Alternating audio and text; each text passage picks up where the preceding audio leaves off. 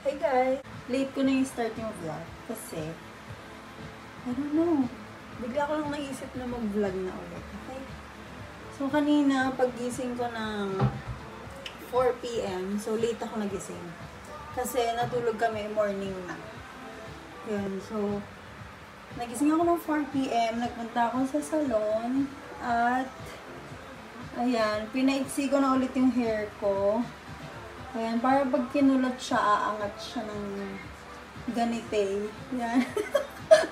Ayan, so nagpagupit ako last July. Tapos humaba na siya. So ngayon, bumalik ako dun sa salon para nagpabawas ako ng 3 inches. Ayan, para umiksi na siya ng bongga. After nun, pumunta kami sa Mrs. Garcia's dito sa Congressional Avenue. Kasi bumili kami ng steak. So nag-steak kami for dinner. Ilalagay ko na yung picture dito or dito sa kabila. Ayan, so after dinner, after Mrs. Garcia's, pumunta kami sa Dali. Sa Dali na supermarket. Yung convenience store lang tayo dun. Kasi sobrang liit lang niya. So bumili ako ng 3 wine. Let me show you. So eto, yung isa, and then this one. And yan, yung white wine. Tapos bumili kami netong mango, and then 2 orange juice. Tapos etong UHT na whole milk para pag gumagawa kami ng iced coffee. Pero usually ginagamit ko kasi eto na, condensed milk. Parang nagustuhan ko yung lasa niya. Tapos after sa Dali, pupunta kaming grocery, bumili kami ng orange juice again. And then this one, yan, asay. Tapos, ito pa sa Dali. Ayan. So, ang mura lang nung paninda nila doon. Tapos, bumili ako nito, enoki mushroom. Yan, kasi magha-hotpot kami. Pupunta sila mama dito. And, gumawa ako ng coffee jelly pala. Binili ko rin yan sa grocery. Tapos, bumili ako ng black olives. Ito try ko sana to. Kasi usually ito yung binibili ko, yung green. Kinakain namin siya with almonds or cashew. So, I tried naman yung black olives. Pero mas gusto ko yung green. So, isasama ko na lang to dun sa carbonara bukas. Tapos, ito. And then, tinry ko din tong capers. Sobrang sarap na ito.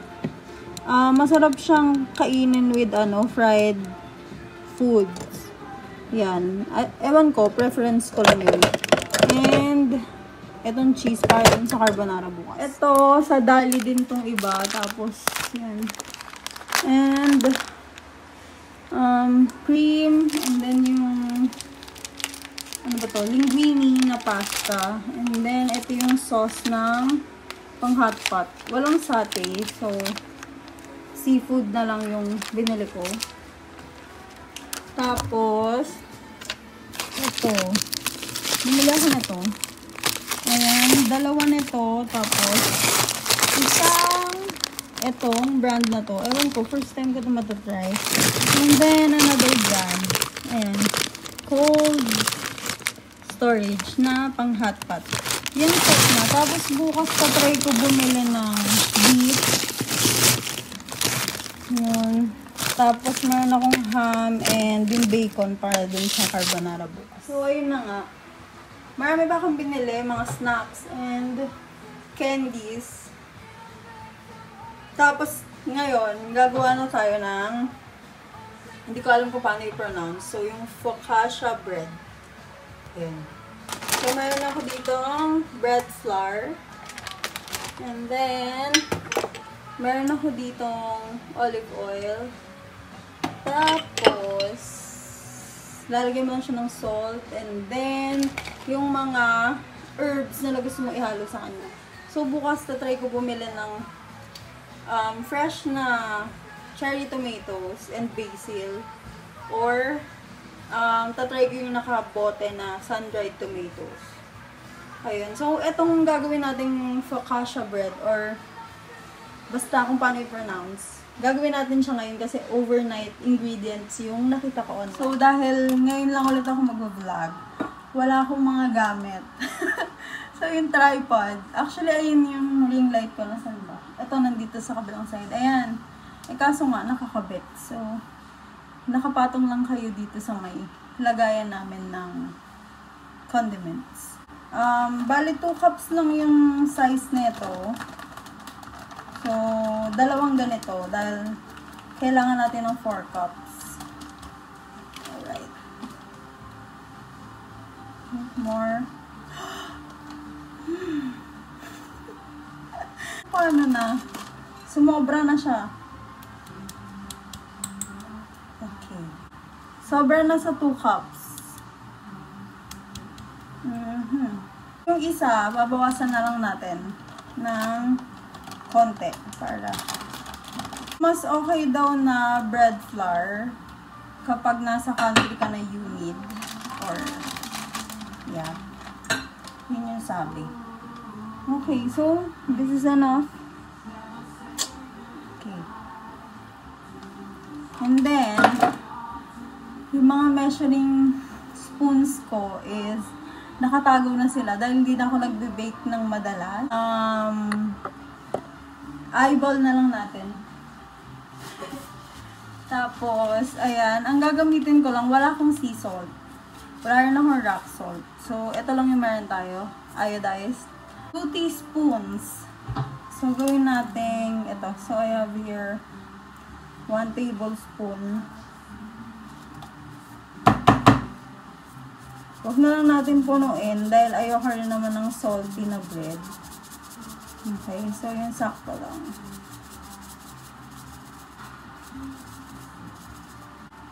Ako talagang hanapin yung mga baking tools ko. So, okay, so, is this enough? Yan. Okay na yan. Okay, and then, imimix lang natin yung mga dry ingredients. Ito yung bread flour, salt, and yung dry yeast. Na-mix ko na siya ng well, arte. And then, nilalagay na natin yung 2 cups ng water. Ayan. Ayan na siya nung na-mix. Naisip ko, lagyan na rin siya ng basil. So, meron lang ako dito is yung dried. Ayan, dried na basil. Kasi, nagtingin ako sa grocery kanina ng fresh. Wala silang fresh.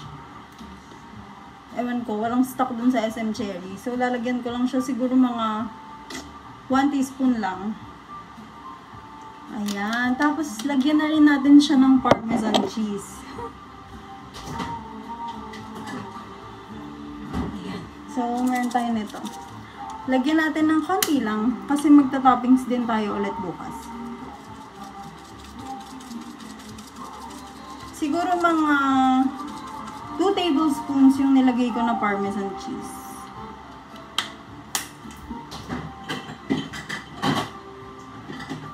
Tapos, pwede ka rin maglagay ng olives. Green olives or black. Bukas na lang. Ewan ko, isipin ko pa. Lobo. Ayun na, ito na yung basil and then yung parmesan cheese, parmesan. Arte. Ayan, so mix mo lang siya together hanggang sa mag-incorporate na yung lahat ng ingredients. So, sobrang easy lang na itong bread na to. Kaya, kaya nagustuhan ko siyang gawin kasi sobrang dali niya lang. Hindi mo na kailangan i-knead kasi mix mo lang siya, yun lang.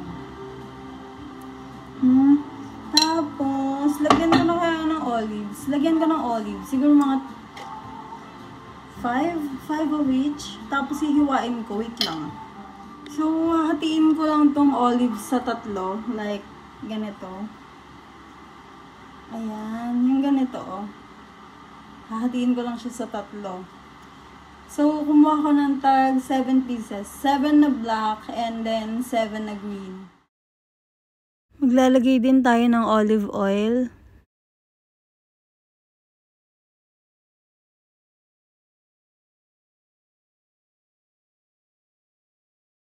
Hindi ko rin alam kung gaano kadami yung dapat ilagay, pero mga 5 tablespoons or more Ito yung brand na ginagamit ko. Yan yung itsura niya after ma-mix lahat ng ingredients.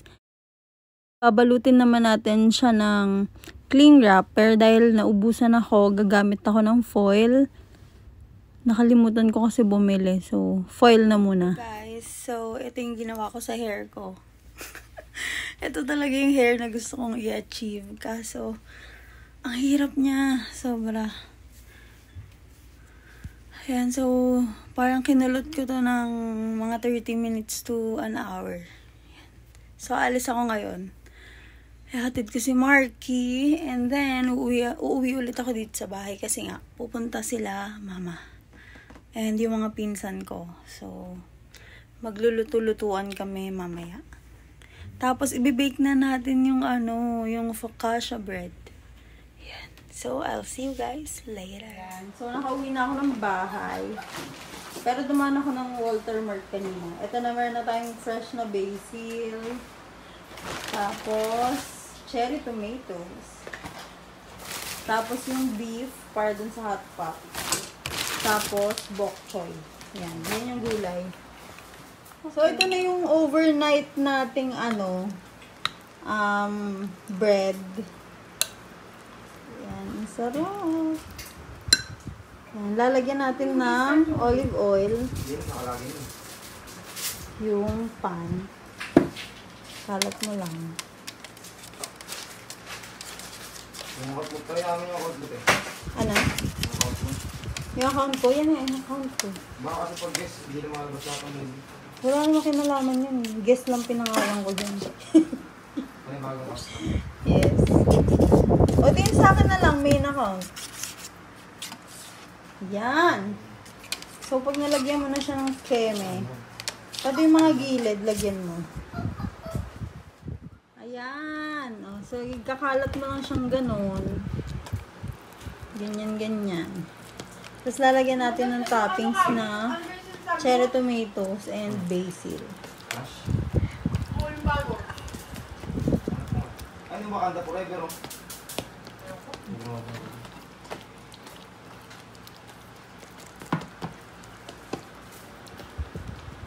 So, ito na yung final product.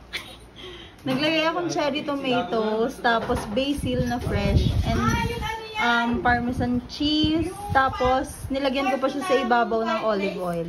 Tapos ibibake na natin siya. Ayan, so ibibake lang natin to ng 25 minutes sa 220 degrees Celsius na preheated oven. Okay. Picture mo ako.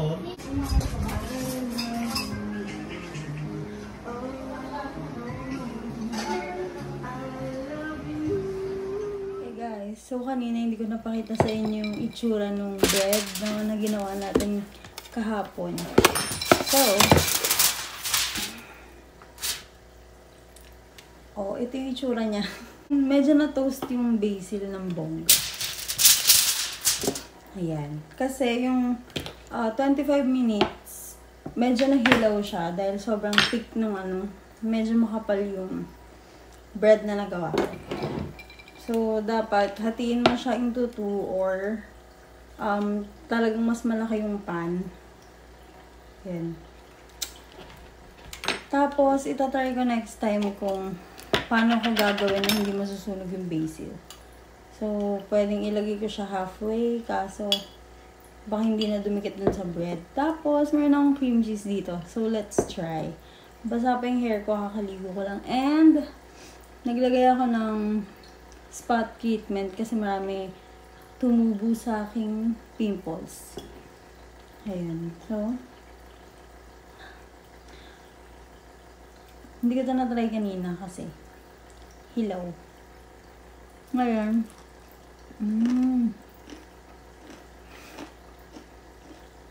sarap, sobrang crunchy ng top. Tapos, siguro next time tatry ko siya lagyan ng konting sugar para medyo may tamis ng konti yung bread niya. Pero, ito pa lang, sobrang sarap niya. Bagay na bagay siya sa pasta. Mga pasta, ganyan. Tapos, instead na gumawa ka ng garlic bread, pwede ito na lang yung gawin mo. Tapos maganda pa kasi pwede mo siyang gawin a day before, di ba? Tapos pag party nyo na, ibibake mo na lang. Bagay din siya sa cream cheese.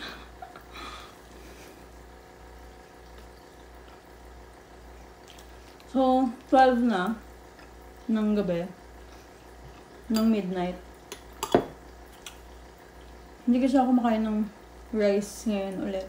Kasi, yun lang yung nakakapagbawa sa akin ng timbang. Pag hindi ako kumakain ng rice. Tapos, kakain na lang ako pag nagutom ako, ganyan. Tapos, hindi ako nag-rice, talagang as in, ulam lang.